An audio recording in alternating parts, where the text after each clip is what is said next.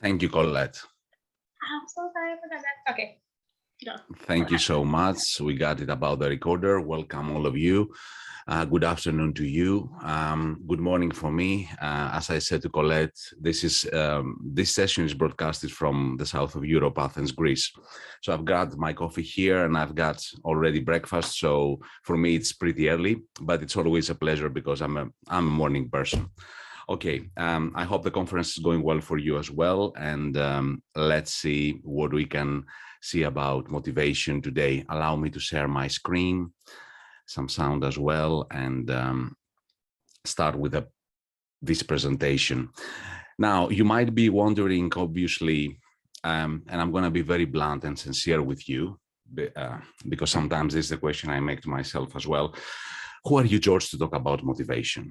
And I totally get it. There are so much bibliography around motivation, and so many other people more important than me have discussed the issue. However, being part of the academy in a way, because I currently decided to go for another diploma in positive psychology, and through this quest, I would say, and through this route in teaching, I found out that this is a topic that every single teacher should be aware about. So the first reason why I'm standing in front of you to talk about motivation is because I want to create some awareness.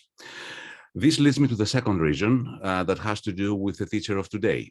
This is the 21st century. And after all these trips and interactions and presentations that Colette mentioned before, what I realized is that sometimes the real problem that we face in the classes does not have to do with methodology, does not have to do with the task, does not even have to do with the way we teach or how we approach the syllabus.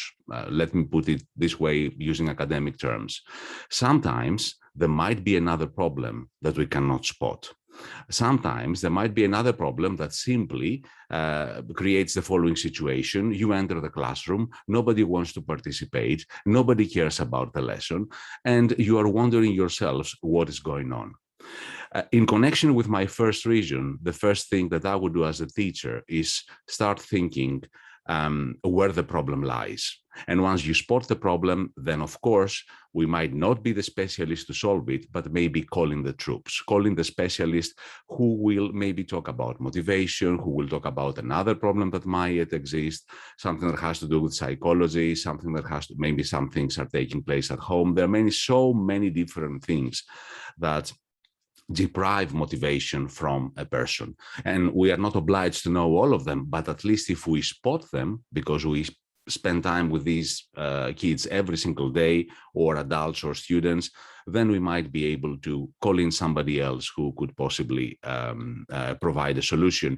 Besides, this is the 21st century.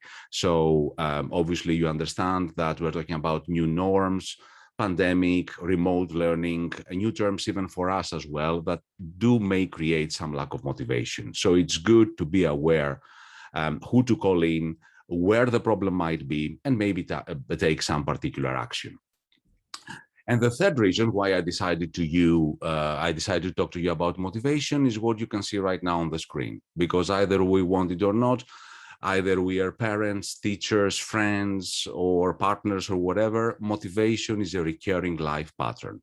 Constantly, every single day, if you read these phrases, you will realize that we are asking from people to do things from us, and vice versa. Not in a manipulative way, but it's part of life. Daddy, can you please help me with my homework? Sweetie, can you please tidy up your room? Honey, would you please do the washing up for me today? And so on and so forth. In so many different expressions of life, we need motivation. So having some fresh new ideas might be something that will work for you. On the other hand, it might not. Nothing is for sure. I will take the things from the beginning. And Colette, I don't know if she mentioned, I'm also an advanced neural language coach, which means it's a new method. By the way, I invite all of you to be part of the panel that we have in 2 hours with Rachel Paling, who is the inventor in a way and the person who inspired the neuro-language coaching method.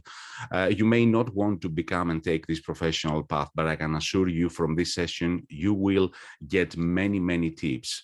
It will be a lot of awareness created on how the brain works and how this can help you with your lesson. So even getting a small tip out of this presentation can be enormously helpful for you. So reading a lot about the brain since 2012 and meeting the neuro-language coaching made me know very clearly when mapping out how we feel and where certain feelings can be found on the brain. And when we're talking about motivation, I will start with the limbic system, because that's exactly where we have our emotions.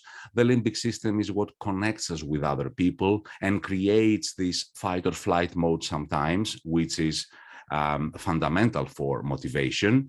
And of course, in the limbic system, you can find the autorun functions. Something else that I need to tell you is that your brain, my brain, loves routines. Our brains are intimidated by new things or things that we have to learn from scratch. So imagine inside the classroom, this might create some kind of reluctance or might create some lack of motivation. It's like when you drive your car, you are performing everything in an autorun function. You don't have to think. Brains do not like to think by nature. It's another story if we give a kickstart and we start feeling creative. But until this happens, there is a gray zone there that we might not be wanting to participate or start something new. However, I have this wonderful video. There are many short videos today in this presentation and a lot of allusions and connections to the movies and the cinema. So the first idea that I would like to present to you, so you can be aware about this, is by Daniel Goleman, and it's called The Amygdala Hijack. I won't say more. Let's watch the video and we'll take it from there after we watch it.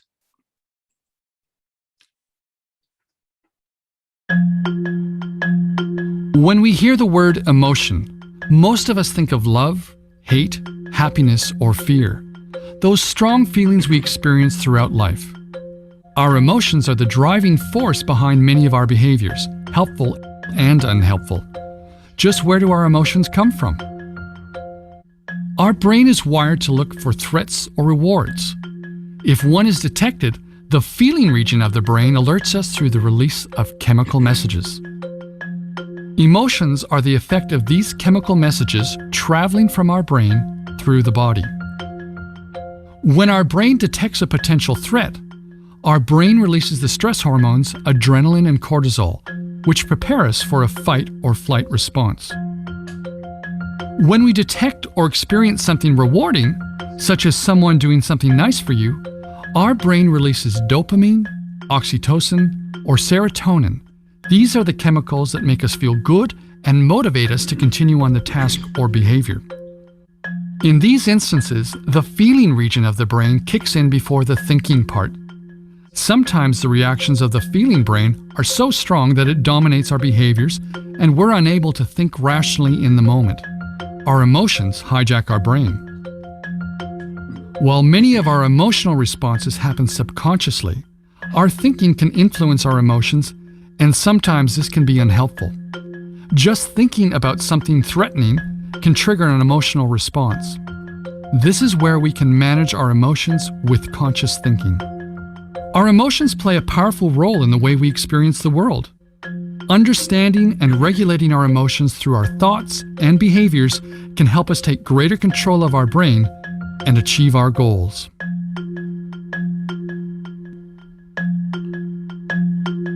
Of course, we're talking about the idea of self-regulation. Daniel Goleman was the father, is considered the father of emotional intelligence, even though the very same idea has been presented several times before in other experimental or clinic environments. However, Daniel Goleman is maybe the one who conveyed it and communicated to the people, made it more popular in a way. And obviously, self-regulation means that, very simply, stop and think before you react, because there might be a possibility that your emotions will hijack your brain, and then you may simply behave in a nasty, irrational, or simply, in a way that may cause problems to the people around you. And definitely under this scope, and it was mentioned in the video, motivation is part of this as well. You may not want to feel motivated simply because you think that something bad is going to happen, or you feel the threat from an external factor. So when we say no or we say yes, maybe this is something like that that's happening in our brain. And I think it's good for the teacher to know that sometimes the only thing you have to do is, as I said, stop and think, calm down the brain. When you see that there is some kind of aggressiveness, when you see that there is reluctance, the first thing you need to do is not call anybody, but try to calm down the brain so the kid, the student, even you sometimes, be able to think calmly, self-regulate yourself, and move along. Okay. Now, another second statement, general, I would like to make about motivation, because before we start becoming more specific, is that I come from a generation that it was literally raised with the motto of rewards. Do this so you can get this reward. You need to study hard so to be able to pursue a better profession. You need to have a better profession so to pursue more money. Or if you do this for me, I will give you a chocolate. So, there was a generation, an older generation, that maybe raised their kids with this motto that in order for you to do something for me, there has to be a catch, there has to be a carrot, there has to be something that you get in the end of the task, which is fine. I'm not saying that this does not happening, but I want you to keep at the back of your minds that sometimes motivation is not only about rewards. And if you want to apply this into a school context, I'm talking about grades, I'm talking about evaluation in a way. Sometimes the kids won't be motivated simply so to get a better grade or achieve a certificate or a diploma. Sometimes yes, but sometimes no as well. And starting into the actual theories that I would like to discuss with you and ideas, I would like you to think of two questions. The first one, although it might be both of them very general, but they may stimulate some thoughts in your minds, is how fast do you think you can motivate someone? And if I need to be honest, I would say that this might take even an entire life. Sometimes it might take weeks, sometimes it takes months, it takes years. You cannot possibly know how fast you can motivate someone. But I do know the answer to the second question. How fast can you demotivate someone? And it takes literally milliseconds. It takes one look. It takes one word, a few sentences to smash and crush someone's motivation. And that's another point of awareness that the teachers need to have at the back of their minds. We need to be a little bit cautious. We need to be careful, because the way we behave, our attitude, if we won't self-regulate ourselves in front of the students, this may cause a lot of demotivation. And at the end of the day, and I'm talking honestly, firstly about myself, we are also humans, and sometimes we may lose this regulation, or we may things that do not cross our minds and demotivate people. And this leads me actually to a term that I have defined, and it was inspired a little bit by Darth Vader, and it has to do with the dark side of motivation. And when I talk about the dark side of motivation, I mean that there might be a thin line where you think that you might motivate someone, but without realizing it, you may cross this line, and from the bright side, you get into the dark side. And it's like they're like pitfalls, they're like traps that we may be falling while we're teaching. And I define 4 different situations or ideas that this might be happening. The first one, I'm going to show you a video before I start explaining. Maybe some of you are aware of this. A noun is a naming word, a pronoun is used instead of a noun, an adjective describes a noun, a verb describes the action of a noun, an adverb describes the action of a verb. A conjunction joins 2 sentences together, a preposition is used to describe the relationship between a noun and a pronoun, and an interjection is a word thrown in to express feeling. Have you got it, Mr. Ishan Nandakishore Avasthi? A noun is Sorry about that. The movie is called Every Child is Special. It's a Bollywood movie and it's amazing. It's about the story of a dyslexic kid. However, in this specific clip, we can see a teacher who is lecturing, reciting by heart, saying all the rules of grammar. And after he finishes within something like 20 seconds, he asks the students whether they understood. I don't know if you are familiar with the curse of knowledge. It's an idea that was firstly presented by Elizabeth Newton in 1990 in the Stanford University. After an experiment regarding the tappers and the listeners, she started tapping certain tunes, very easy ones like Happy Birthday, like this, and kids could not guess it. 3 out of 120 people could actually guess the tune. And it was really amazing because the tapper, the one who was tapping and playing the tune, could play the tune in his mind. And he could not realize why the others cannot. Because once we know something, we find it hard to imagine what it was like not to know it. It's exactly like in the teacher in the video. Just because we know doesn't mean that the others need to know as well. And we should never, ever forget that. The same is happening in the corporate context with managers, directors in the army, people who are actually giving commands or orders or requesting tasks, but they fail to realize that sometimes people simply cannot understand what the task is all about. Just because we know doesn't mean that the other know. And of course, that is why I think more and more people from teaching deal with all these different topics regarding psychology, positive psychology, neuroscience, because the answer sometimes lies in something totally different than methodology, a syllabus, or a task, or something that's purely focused on academic competencies. So yeah, that's the first thing I would like you to be aware of. The second idea has to do with instrumental motivation versus the fear of failure. And is what I was telling you about rewards before. When we have a catch, when we have an objective or a goal or a reward at the end of the line, doesn't necessarily mean that this will work. If you want my opinion, and that's why I put it here in the dark side of motivation, this is a knife that may cut both ends. On the one hand, this may motivate your students. On the other, if the things do not go as expected, this may have completely different effects. Let's imagine someone who wants to pass an exam. All this may steer some competition in the classroom, but if this kid cannot cope with competition, then it might have completely different effects.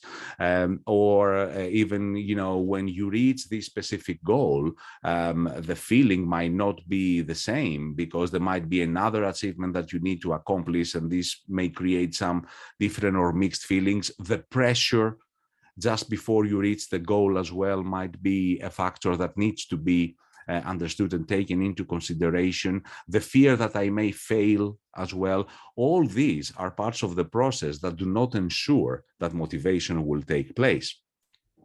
And I'm sorry for that. I know that happened, this incident with Alec Baldwin, but that clip was chosen before. And in order to show you more strikingly this idea, I chose another clip from another movie called Glenn Glary, Glenn Ross. It's an amazing 90s movie based on a David Mamet's play. And it's a real estate agent where Alec Baldwin goes and he's a sales manager. And it has been characterized as the most demotivating speech in the history of cinema.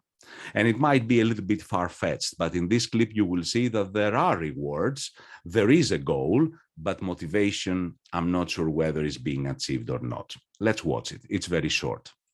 You certainly don't, pal, because the good news is you're fired. The bad news is you've got just 1 week to regain your job, starting with today. Oh, have I got your attention now? Good. Because we're adding a little something to this month's sales contest. As you all know, first prize is a Cadillac Eldorado. Anybody want to see second prize? Second prize is a set of steak knives. Third prize is you're fired. You get the picture? You laughing now? First prize, a Cadillac. Second prize, a set of steak knives. Third prize, you are fired. So even if the rewards are there sometimes, they may not necessarily work. We need to be able to sell this to the students and make them see maybe other factors that can create motivation. However, I put it there because there might be an illusion that is created to us that if we have a reward, definitely people will be motivated. I'm not sure about this. The third idea, which to tell you the truth, all this was in a way a lifelong education that I received trying to apply all these ideas in practice. And I have caught myself several times under this condition, which has been defined by Dan Ariely, who is a behavioral economist, and it's called the Sisyphic condition. Now, I don't know if you are familiar with the Greek mythology that comes from this country. Sisyphus was punished by the gods to push this rock up on the hill. And when he was reaching the top, the rock would fall down again, and he had to repeat this again and again and again. And sometimes kids ask, teacher, where is the torture here? What seems to be the problem with this situation, apart from being a little bit boring?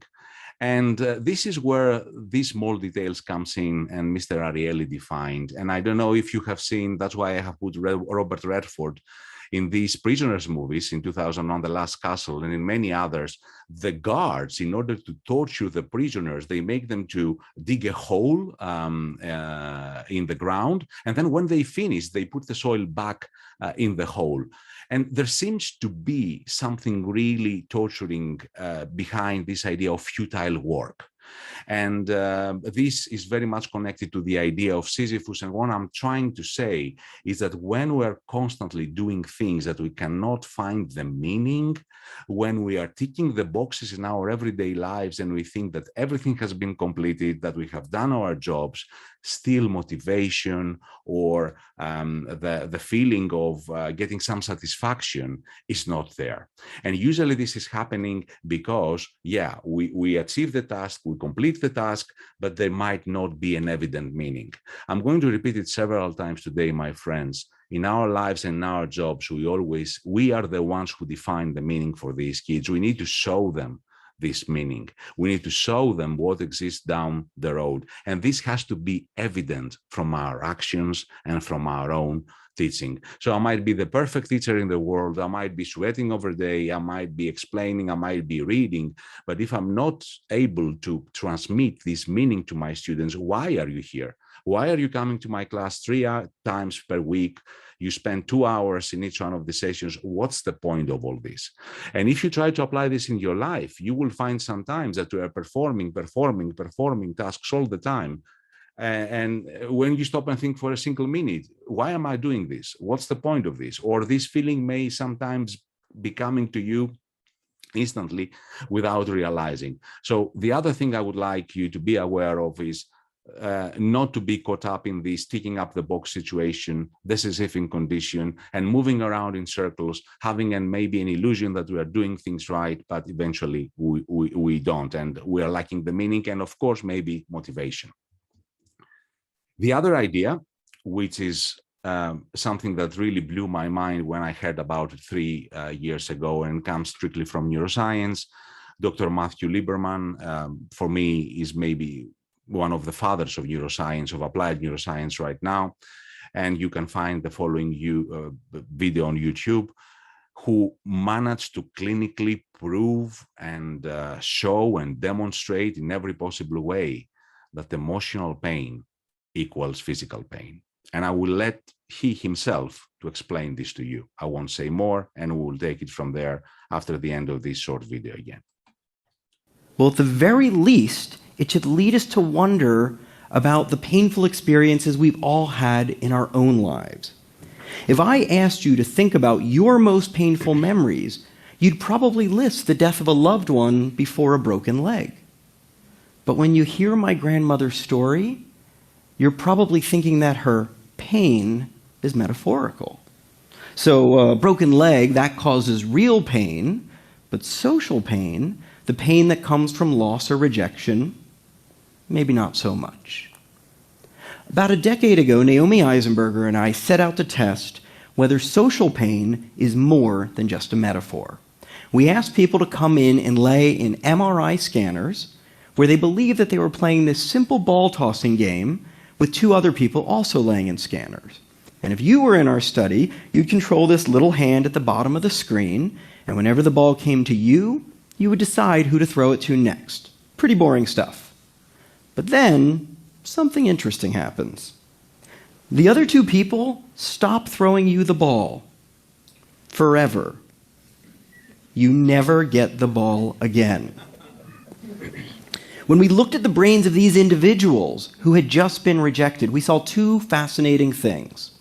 First, the same brain regions that register the distress of physical pain were also more active when people were left out of the game compared to when they had been included. And second, the more someone told us they felt bad about being left out of the game, the stronger the response was in these regions. In simple words, every time we are rejected or feel some kind of emotional pain, it's exactly the same feeling when we break our leg or when we feel physical pain. And this now has been proved. So imagine and visualize a kid that comes traumatized into your class. It's practically impossible if this is happening for us to motivate it. But what we can do is possibly to spot that this is happening and try to seek some other kind of help. And not only that, what was also mind-blowing is that the more you talk about this, or the more you think about this, it becomes worse. So we need to be able to stop every time we detect similar cases. And you never underestimate the power of the emotional pain, because this can really make you hurt a lot. And this may stop you from performing other activities like being good at school, or maybe having, an attitude which is isolated, become an isolato from the group, from your peers or whatever, and problematic in a way attitude. If these two pains have the equal effect, it makes absolute sense to me. And I think that we need to be aware as teachers as well. But enough with the dark side of motivation. Let's try now get into the second part, which I hope that is going to be brighter. And let's try to offer some solutions, maybe in a way. And starting from the basics, I would quote from the master of existentialism. After all, philosophy is the father of psychology and all the rest of the sciences. So if you do want to find some answers, I would highly recommend that you go back and you read the classics, or even modern philosophers that could find you could see maybe some of the answers. And of course, Friedrich Nietzsche make us wondering that maybe life's greatest rewards spring from our experience of adversity. So it doesn't have to be everything like positive or everything like great. Sometimes we feel great satisfaction and a reward and motivation from adversity, from difficult situations. And if you want to have some interaction with you and put it this way, I don't know if you have access to, maybe Colette, you can help me with that. I want you to imagine this ideal situation for you. You are at a tropical island, you are with your partner or the person that you love the most. You have no commitments, you have your cocktails, you're under the sun, you're by the sea. I can assure you that there is no financial issue, everything is being paid for you, and somebody else comes and tells you you can stay here as long as you want. My question is, for how long? For how long you think you could actually be in that paradise? You can put it in the chat. You can put it in the chat, and Colette maybe help me. Oh, Colette, for how long do you think you could actually be in that beach? I'm not sure.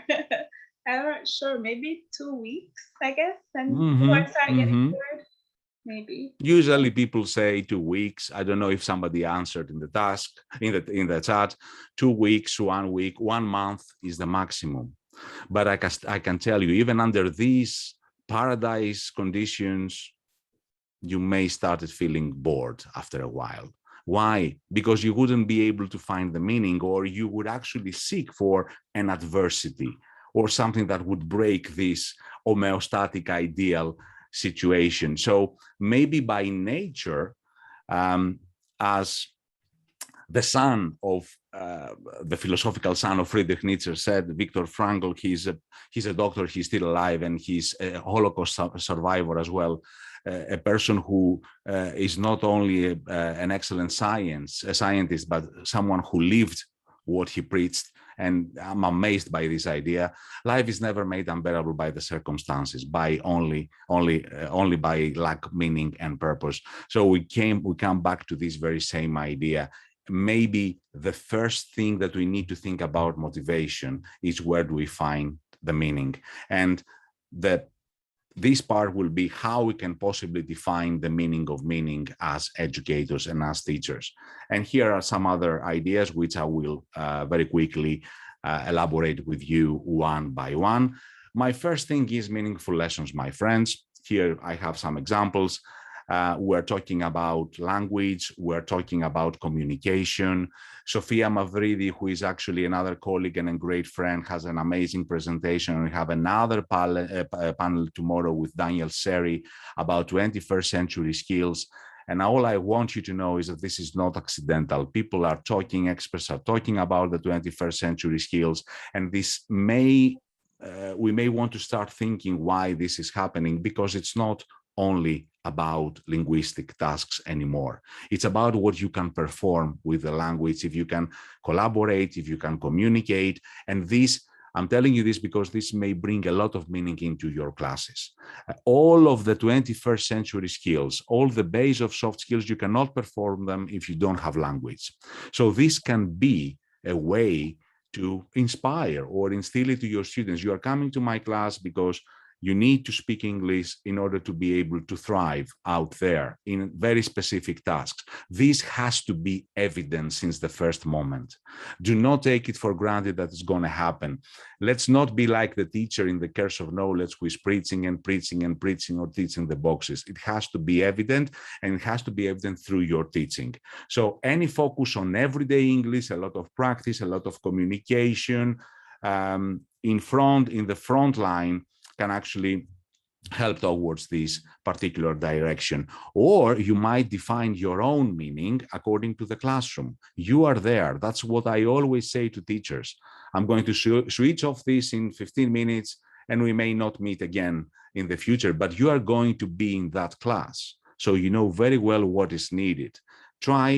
Ask them to give you the meaning if you cannot find it in somewhere else. It's a very basic technique that we do also in coaching, and it can help teaching as well. Ask them to tell you why they're coming to your lesson and what they are expecting to get out of this. It won't take more than 10-15 minutes or maybe an entire session. And of course, yes, purely linguistic tasks, but with the focus of everyday English. This is what really works for me. Another idea, which I find again fascinating and comes again from Mr. Ariely,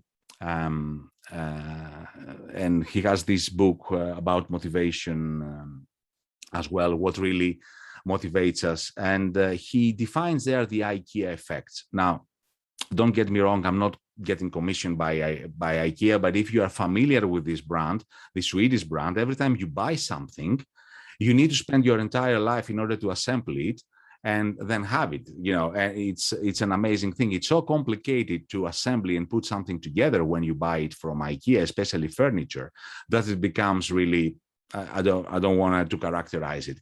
However, there is something into this connection thing, into this assembly thing, that it might be worth having in our minds. Let's watch the video. A few years ago, we started looking at what we termed the IKEA effect. You probably know the IKEA furniture, and one of the things about IKEA furniture is that the instructions are just not that good. When I assembled my first piece, I assembled lots of things in the wrong way. It took me a very long time. It was rather frustrating. But what I realized afterward, that I had special fondness for the piece of furniture that I created with so much effort, and so much that I kept on carrying with me as I was moving around the country from place to place. It wasn't the quality of the furniture, it was that we had an evening together, we had a relationship. And we did all kinds of experiments on this, and we found out that when we invest some of ourselves into something, we start liking thing even more. So we create IKEA furniture, we like it more. When we create food, we like it more. When we, set up our stereo or make a garden or whatever it is, every time we create something, some from ourselves is part of it, and that creates increased liking. The book is called Payoff, as you saw also in the title. So that's exactly the idea. Every time we create, we connect. And no matter what the result is, we feel this special fondness. So this would be my next tip. Every time there's a lot of talking about the flipped classroom, about project-based learning, about these kind of activities, or any other kind of activities that you may, here are simply some examples, you may want to apply into your classroom and create this creation and connection idea, then you may have another motivating activity there. Because the more they take time to assembly the task, or metaphorically speaking, or doing it, the more they can connect. This is the idea of many other sport coaches are doing, even in the beginning. If your kids attend a class of tennis or football or any other sports, there are many coaches that they don't spend even one single minute in theory. They say, forget the theory, let's get into the game. Let's get into the game so you can be able to have this own creation and connection moment while you're actually doing the task. We will see something later on, a similar idea. The other idea comes from marketing, and it's the idea of unique identity and ownership. And many psychologists connect it as well with when you're having children. When you're having children, you have this idea that since they come, especially for women, from their own bodies, or because they belong to you in a way, not in the sense of possession or selfish way, but you always think your kids as the extension of yourself. It's this part of unique identity and ownership. And if I am to apply this into education, I would say every time we are given the floor to create or do something, we think of this as our own. So we are willing to invest more in this idea. And this is exactly what the Choco Mice company did in the United States. They asked the customers to customize their own chocolate bars. Nike did the same with shoes. M&M's chocolate and candy did the same. Zazzle, which I think it's another company that has to do with mattresses. The companies that asked the people and the customers to create their own products were the ones that had the higher sales. So my point is personalization. Every time you give the floor, every time you ask your students to perform something, ask for their own opinion, ask for what they like, what would be important for them, you automatically trigger a motivation button in them. And it's amazing. There are so many surveys out there that really clicked on the people's minds and students when they ask them what they actually like. And of course, you can turn it into a linguistic task as well. There might be tasks that come from coaching or psychology, but all I'm asking you is to use language and use them as pretexts, so to practice language. Okay, I'm not asking you to become coaches or psychologists here, but why not borrowing some techniques that may give this extra push while we are stuck? Everything that creates this. Are you a good digital citizen? Give examples. Over to you. Do you play video or mobile games? Obviously, we can adjust tasks according to the level and the age of the students. Another idea is the engagement leads to motivation. And as Cook said, as high motivation can bring about successful learning may be the cause of high motivation. And this may be connected to rewards, but not exactly. There were two ladies, you can find the articles on the internet, Caitlin Woolley and Ayelet Fischbach from the University of Chicago, that they said, I don't know if it ever happens to you. You sit on the couch and you're thinking about going to the gym. And right there, what these ladies said is that at this particular moment, we're not very good predictors of what will motivate us or what will crush our motivation. So when you are on the couch watching Netflix, eating pizza, and you're thinking about going to the gym, you're thinking about, I need to go to the gym because I need to have a better body or I will feel healthier. And you constantly procrastinate this idea. Very few people actually stand up and go to the gym after thinking all of these things, which are long-term effects. But if magic could happen and somebody could get you from this couch and throw you right in the middle of the task, in the midst of the task, then you change your focus completely. So that's exactly what is all about the gym experiment. When we are in the midst of the task, we forget about the long-term effects. We forget whether our body is going to be better or our health, or if we're going to become more attractive. And we focus on the inherent joy of the task, which leads me in our context to more active learning. Engage them, get them into action. That's exactly the idea of the coach I was telling you before, because this will create connection, but eventually it will make them feel better and enjoy more the task per se. This is the idea here. It doesn't matter whether you're doing it or wrong. It doesn't matter what the objective might be or the reward. If you are engaged, this may lead to more motivation. This is the motto and the idea here. Speaking, writing, projects, anything that promotes this idea of active learning can be towards this objective. And of course, two more ideas, and I'm finishing very quickly. Good relationships aren't transactional. People are willing to invest and do more for long-term commitment relationships. And I'm sure you realize this even in your own personal relationships. You never want to invest. You never want to be with somebody who is temporary or something who thinks of you as temporary, and no matter who he might be. So we tend to invest more and be more motivated when we know that here is a long-term commitment. And this commitment should come from the teacher as well. We need to show them that English will be needed for the rest of their lives. And this has to be evident. I'm here to help you. I'm here to help you how you study. I'm here to help you, maybe to give you some skills that will help you later on. I'm here to help you so to maybe think more critically. I'm here so I can help you to deliver a presentation that will be helpful later on. The teacher as a facilitator, it's so, so important. And this should also be demonstrated all the time, that you come here not simply to get a grade, but so to invest in your future immediately after that. And the last idea for today has to do with trust. Now, imagine a society without trust. It would be like a jungle. It would be like there's no society without trust. We even, for the everyday things, we trust that our neighbor won't steal the post.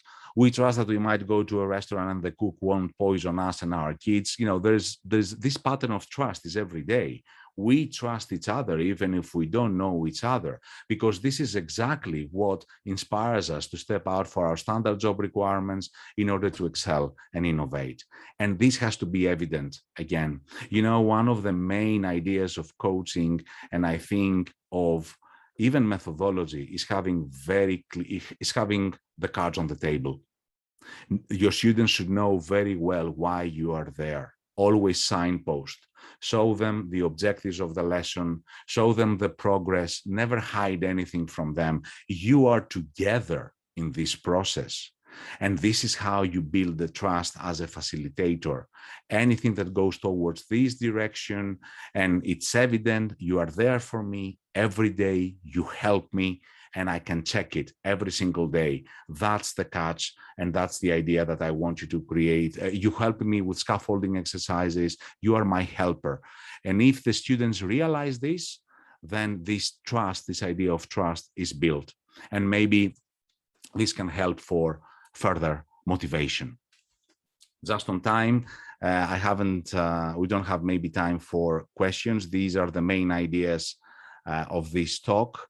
I'm going to give you my email as well in case you want to connect with me. I'm in all possible social media if you want to discuss further about this. All my profiles are strictly professional.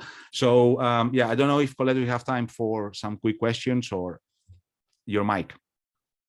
Maybe just a quick 5 minutes, and then we definitely have to be out of here. So if anyone has any questions, you can ask now. You can unmute your mics and ask away. Happy to answer any of them.